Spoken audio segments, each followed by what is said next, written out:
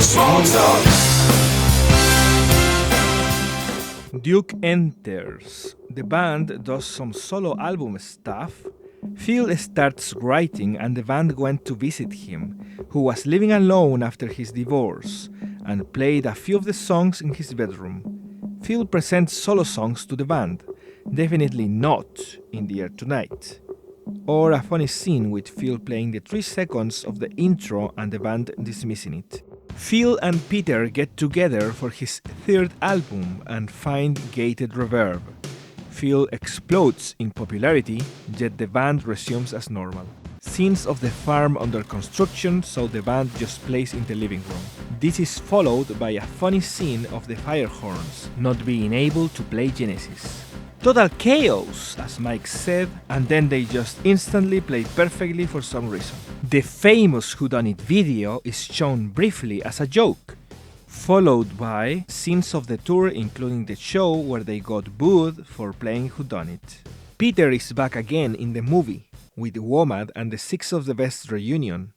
Previous reunions are mentioned in passing during this scene in a conversation with the manager. Steve joins at the last minute. Overall, a nice comfy wet scene.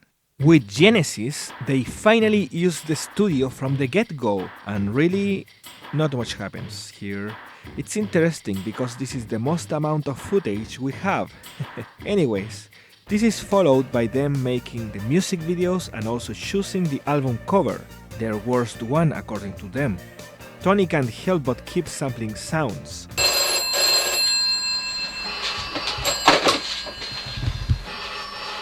Scenes of the Mama tour interrupted with backstage shenanigans. Tony gets out of the bathroom and says, "Guess what, guys? The big album."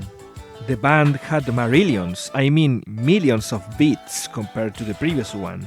They doubled down on 80's technology and somehow broke every one of their own personal records and the records of other artists with one of the weirdest pop albums ever made. Then played 4 nights at Wembley, 5 nights at Freddy's, and also played a bit of Supper's Ready live.